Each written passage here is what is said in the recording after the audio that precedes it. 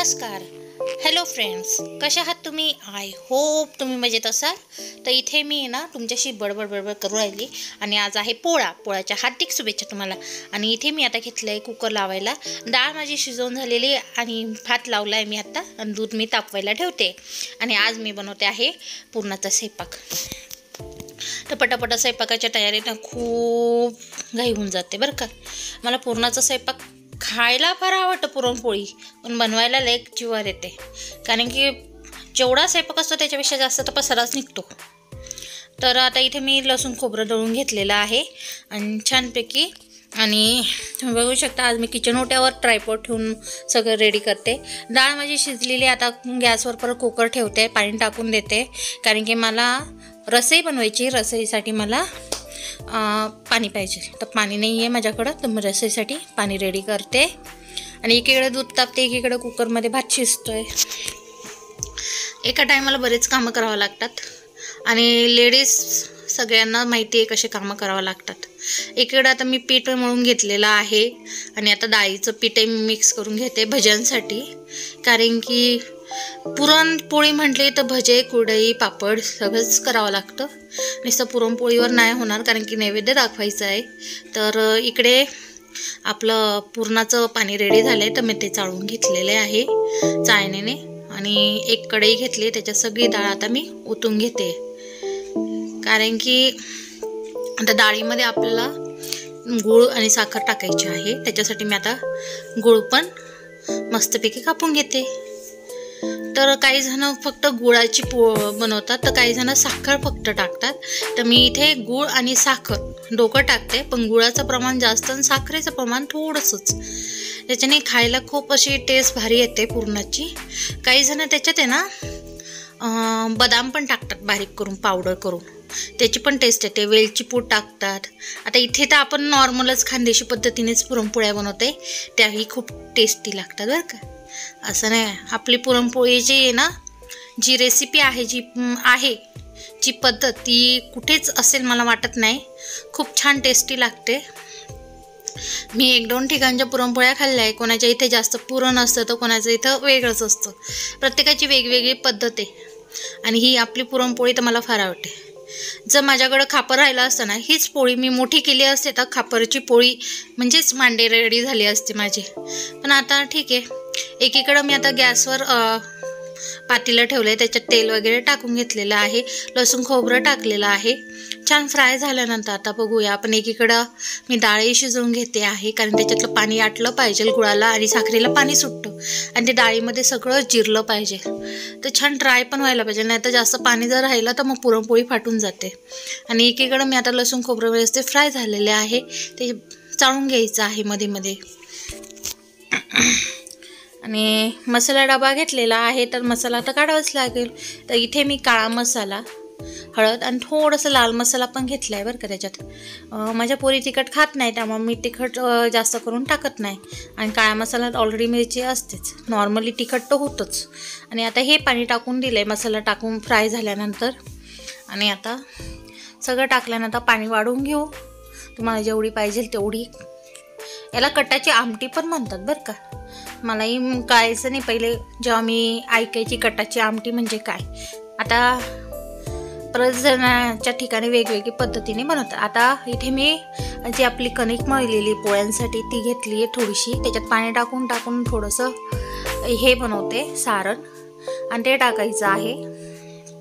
याला काय म्हणता येईल मला ते कळणार नाही, पण त्याचं पाणी असं मस्त मिक्स करून टाकलं का टेस्ट भारी येते. आणि त्याच्यात आता राहिलेले ना वडे पण तोडल मी. आता एकीकडं हात धुवून घेतला आणि एकीकडं बघते की माझी डाळ शिजली किंवा नाही. शिजली असेल तर बंद करून द्यायची, नसेल तर चालू द्यायचं. हेच प्रकार चालू आहे. आणि मध्ये मध्ये माही यांचं येत होते. दोघी पोरींना बरं नसल्यामुळे ते घरीच होत्या.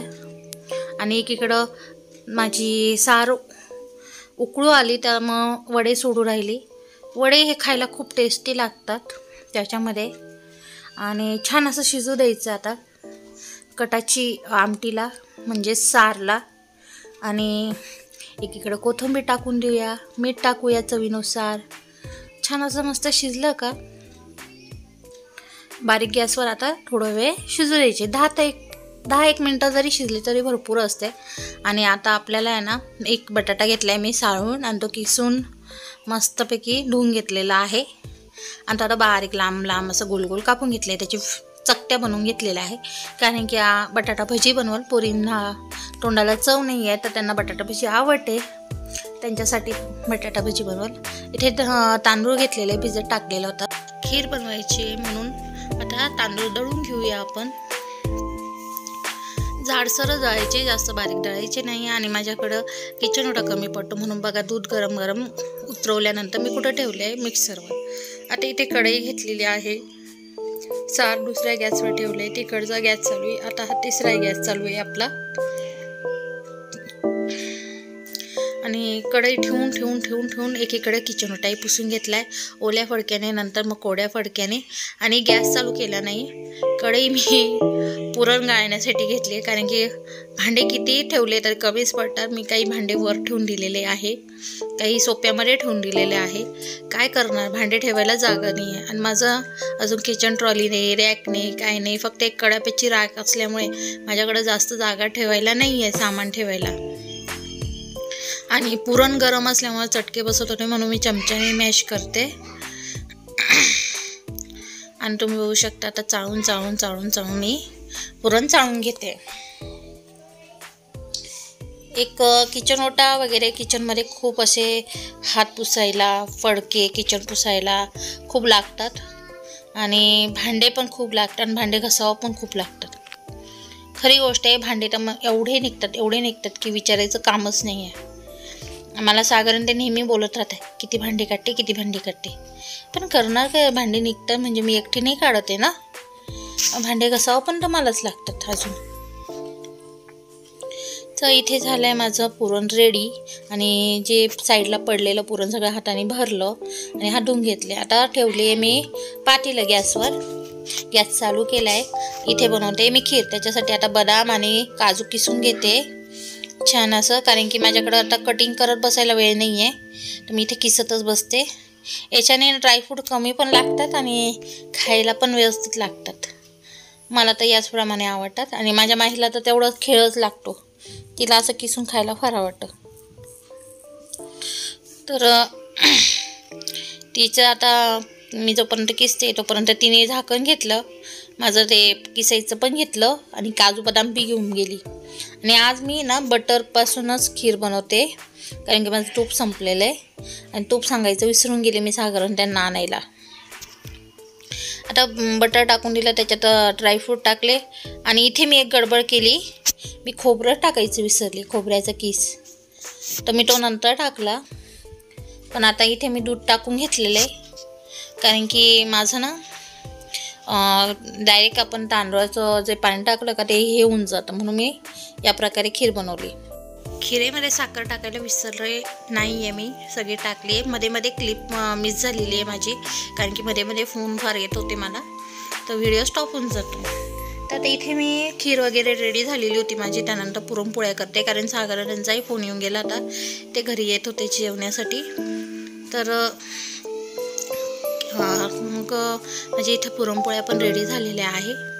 तुम्ही बघू शकता. आता मी 3च पुरणपोळ्या करणार आहे आणि सागरन ते नैवेद्य पण दाखवून देतील. तर मला फटाफट दाखवते कारण की आता मोठ्या 3 पोळ्या केल्या आहे मी. आणि माझ्या पोळ्या करण्याची पद्धत मला वाटलं दिसणार आहे, पण मला माहीत नव्हतं व्हिडिओ माझा इकडनं येत नाही आहे म्हणून मला तो अर्धाच व्हिडिओ दिसतोय तुम्हाला. तो मी पुरणपोळी करताना दिसतच नाही आहे, म्हणजे माझी पुरणपोळी मी कोणत्या पद्धतीने लाटते किंवा बनवते ती दिसत नाही तुम्हाला. मी 2 चाड्यांची पुरणपोळी करते, मला 1 चाड्यामध्ये पुरणपोळी येत नाही.